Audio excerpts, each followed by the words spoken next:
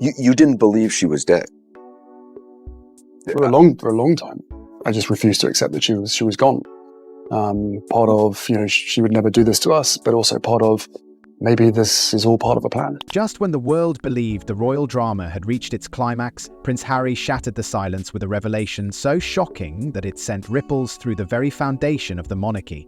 The weight of his words was undeniable, a piercing truth that echoed far beyond the palace walls. The son of the beloved Princess Diana had spoken, and what he revealed about King Charles left the world in stunned disbelief. It wasn't a tabloid rumor, nor a baseless accusation. It was a cold, unsettling claim that questioned everything the public thought they knew about Britain's most powerful family. "My father could be responsible for my mother's death," Harry said.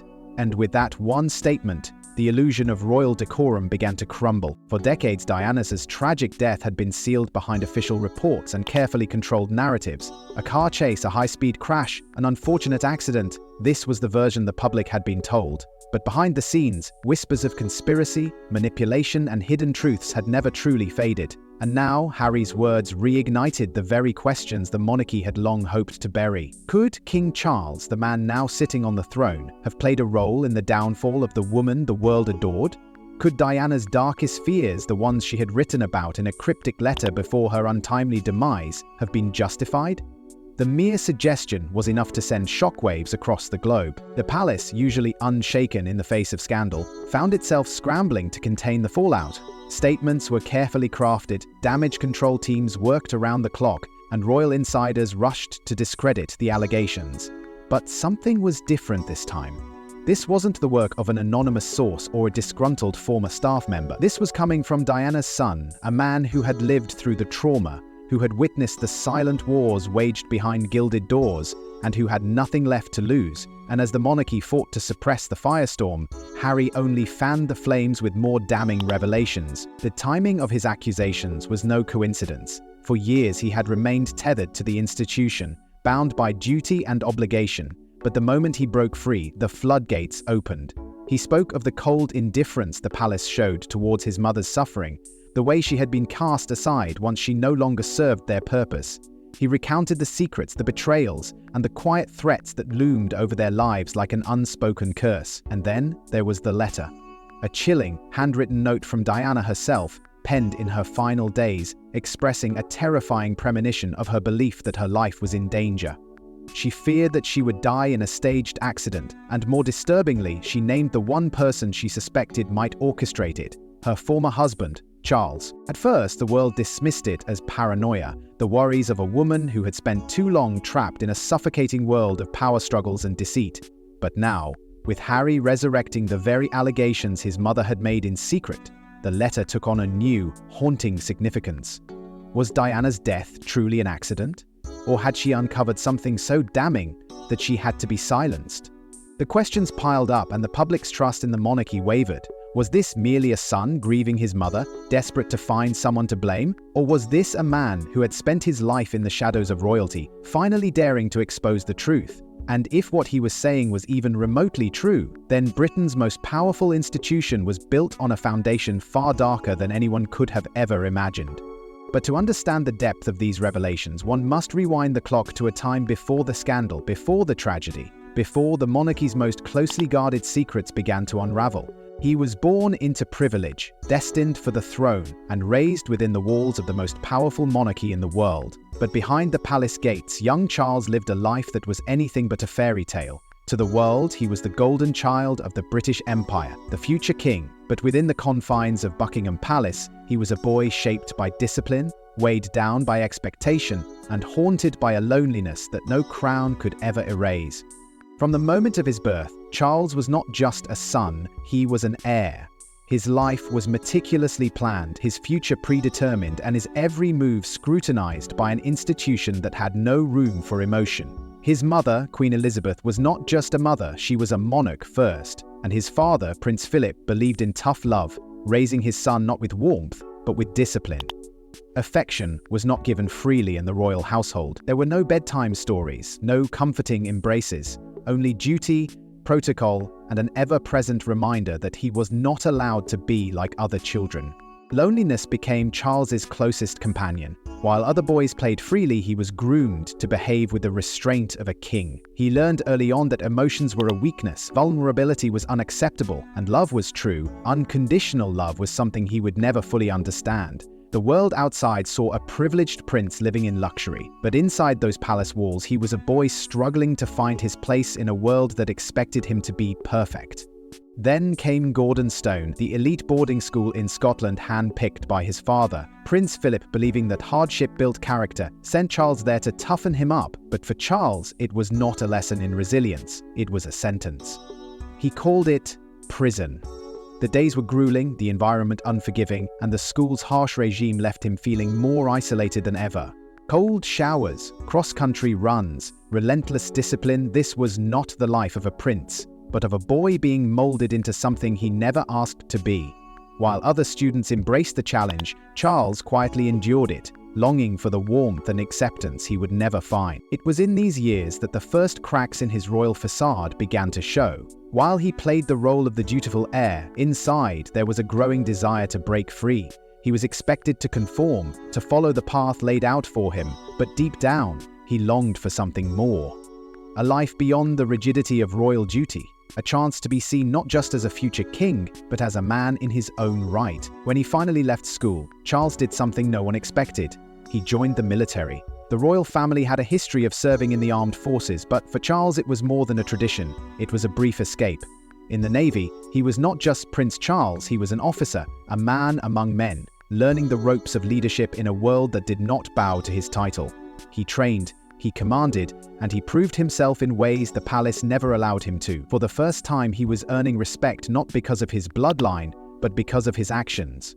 It was a glimpse of the independence he had always craved, but no matter how far he sailed, the weight of the crown was never far behind. Because Charles's struggles did not end with his military service. If anything, they were only just beginning. Because the moment he stepped back into royal life, the expectations became heavier, the scrutiny more intense, and the one decision that would define his future, the choice of his bride, was about to take center stage in a way no one expected. The world watched in awe as Diana walked down the aisle, draped in ivory silk, a vision of grace and beauty. It was the fairy tale wedding of the century. Millions tuned in, believing they were witnessing the beginning of a royal love story for the ages. But behind the grandeur, behind the smiles, behind the vows that promised a lifetime together, lay a secret that would shatter the illusion before it even began.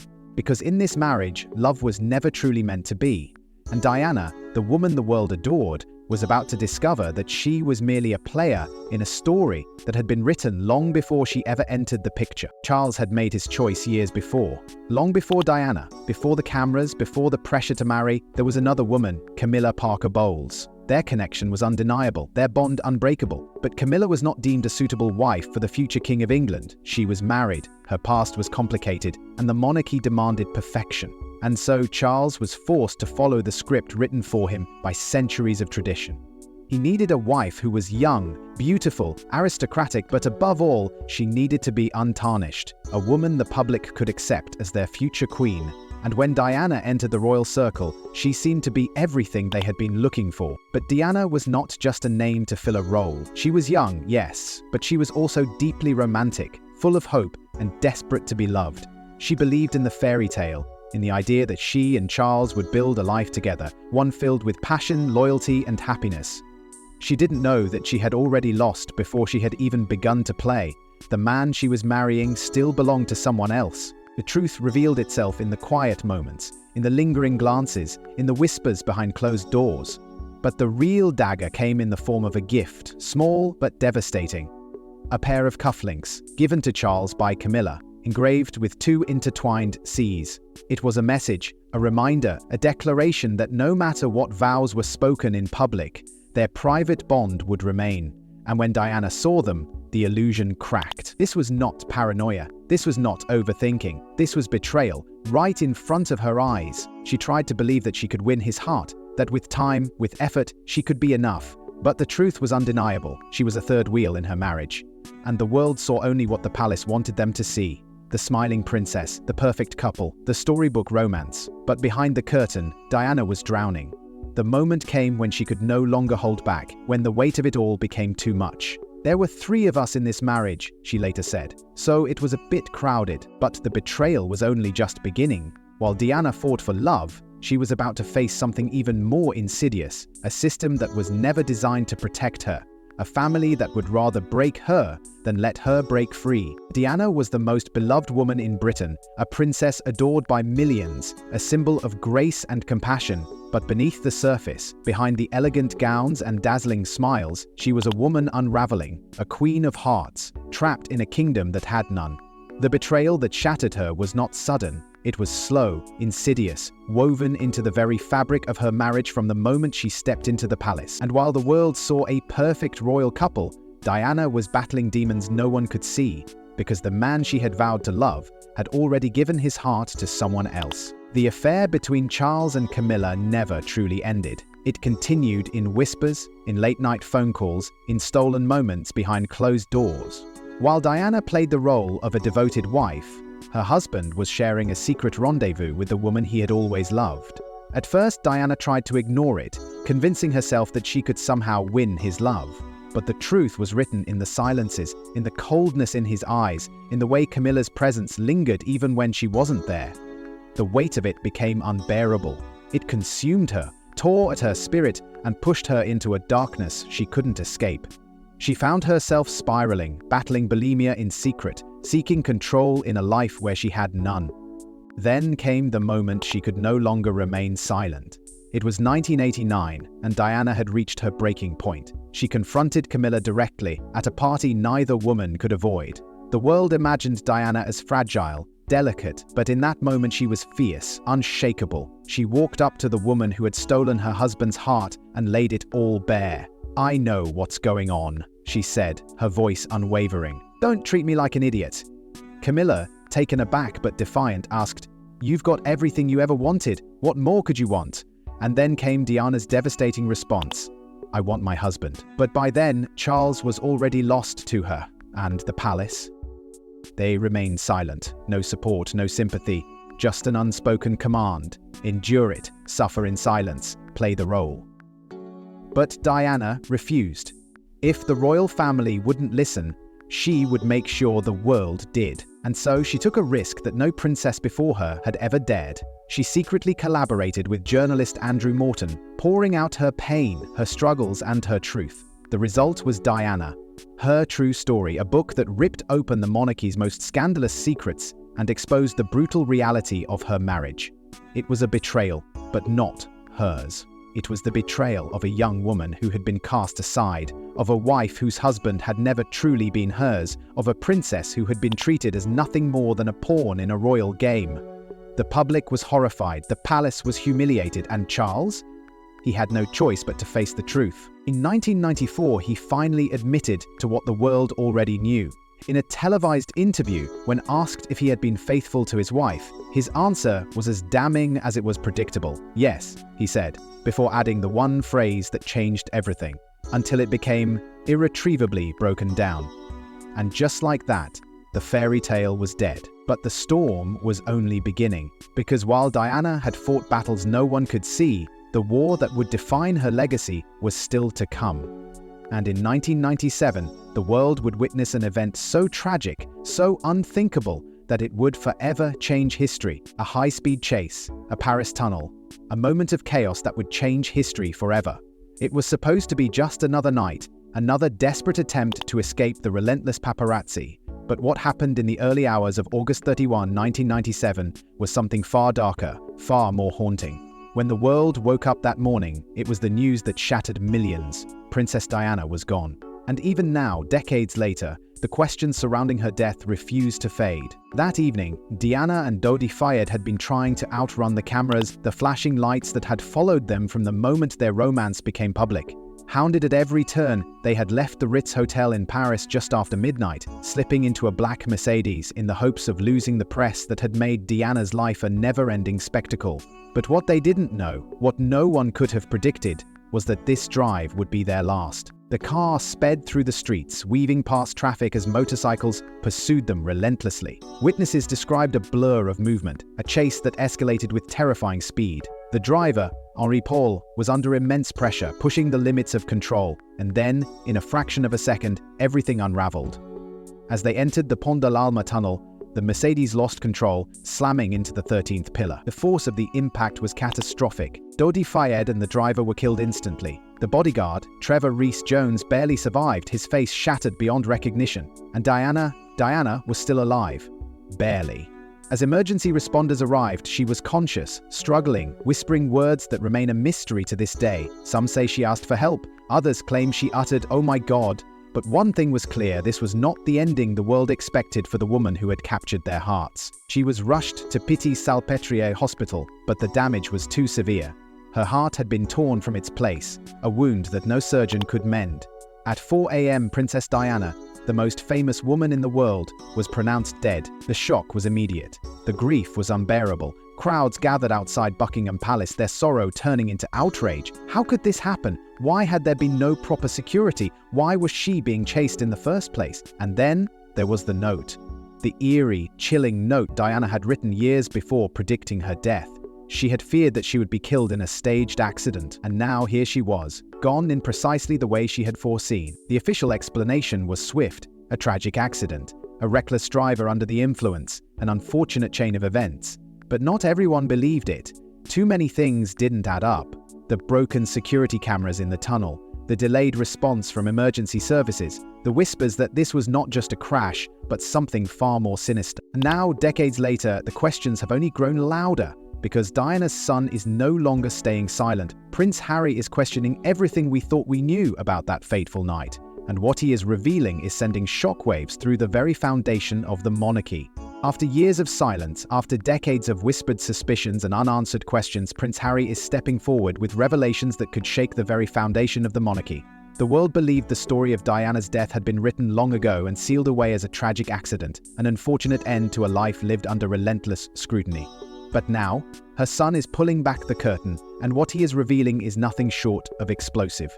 Because according to him, the official version of events doesn't add up, and worse, his father, King Charles, may have played a role in the darkest chapter of royal history. For years, Harry kept his thoughts to himself, bound by duty, by loyalty, by the unspoken rules of the institution that raised him. But as time passed, as he stepped away from the life he was born into, the weight of his mother's death became impossible to ignore. The investigation into Diana's crash was supposed to provide closure. Instead, it left behind more questions than answers.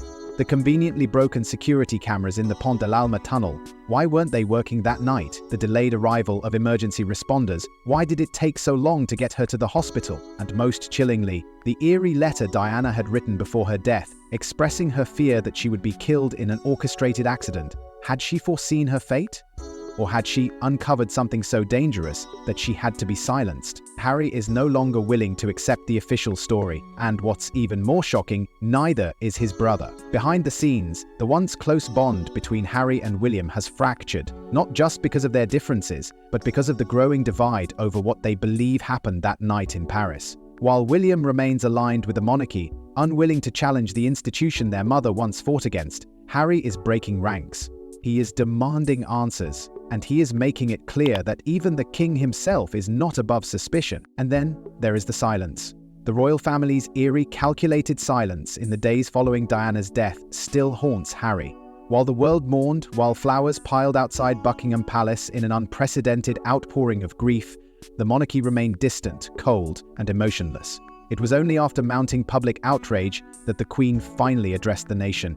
But to Harry, that wasn't just royal protocol, it was something deeper. Something darker, a desperate attempt to control the narrative, to keep the truth buried. Now, as Charles sits on the throne, his son's accusations are sending shockwaves through the monarchy. If even a fraction of what Harry suggests is true, the implications are devastating. A king with blood on his hands, a royal cover-up spanning decades, the cracks in the institution are deepening and the world is watching. But there's one detail that could change everything. One final piece of evidence that has remained in the shadows for too long. And it all leads back to a secret investigation into Diana's final words. Could a hidden letter hold the key to unraveling one of the biggest mysteries in royal history? A single piece of paper scrawled with fear, detailing a fate too horrifying to be ignored. Years before her tragic death, Princess Diana put her deepest fears into writing, fears that now seem less like paranoia and more like a chilling prophecy. In her handwriting, she warned of a plan to end her life, a staged accident, a car crash designed to remove her from the equation entirely, and in that letter she named the person she feared the most, her ex-husband, Prince Charles. For years, this letter remained in the shadows, a whisper in the storm of speculation surrounding Diana's death. But then, the investigation began. Operation Paget was an official inquiry into whether her death was truly an accident or something far more sinister. Led by Lord Stevens, it set out to answer the burning questions that had haunted the world since that fateful night in Paris. And, in an unprecedented move, Prince Charles himself was interviewed. The future king, sitting across from investigators, was confronted with the words of his late wife. The tension in that room must have been suffocating, because if Diana's fears were justified, if there was any truth to her words, then the implications were catastrophic. But what was Charles's response? Nothing. Denial. A carefully crafted statement claiming he did not know the letter until it surfaced in the press years later. It was predictable, perhaps even expected, but did it sound convincing? To many, it did not. And yet, Operation Paget reached a conclusion that left more questions than answers. Officially, there was no evidence of foul play, no orchestrated conspiracy, just a tragic accident, fueled by reckless driving and aggressive paparazzi. A clean explanation, too clean. Because even as the case was closed, the doubts remained. And now, decades later, Diana's son is refusing to accept the neatly packaged conclusion.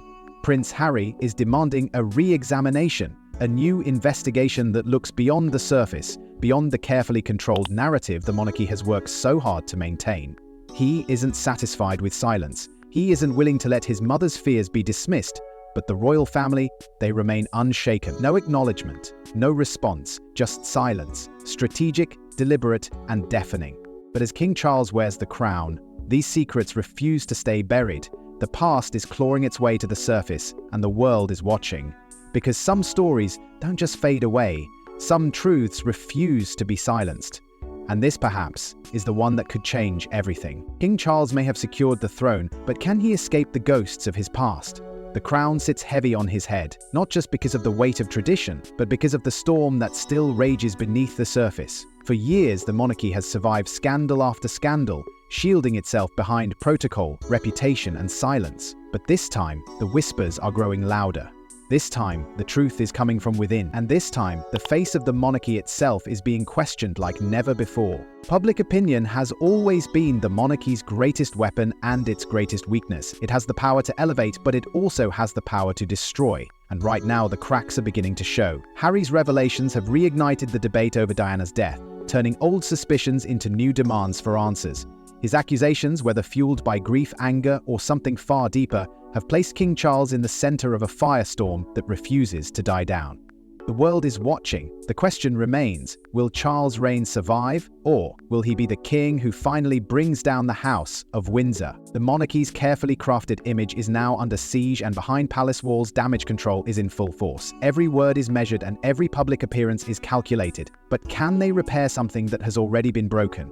Can they convince the world that the past no longer haunts them when Diana's legacy is everywhere etched in the hearts of millions, carried in the eyes of her sons, and woven into the very fabric of history? Because no matter how much time passes, the world still remembers. They remember the woman who defied the system, who loved openly, who suffered silently, and who was lost too soon. And that is where the monarchy's true dilemma lies. Because while King Charles battles the ghosts of his past, another heir is waiting in the wings.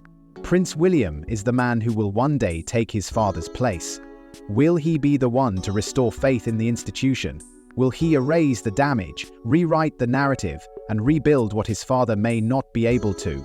Or will the shadow of Diana follow him too, refusing to let go? As for Harry, his mission is clear. He has walked away from the monarchy, but he has not walked away from his mother's truth. His final message cannot be ignored. I will not let my mother's story be forgotten. And with that, the question lingers in the air.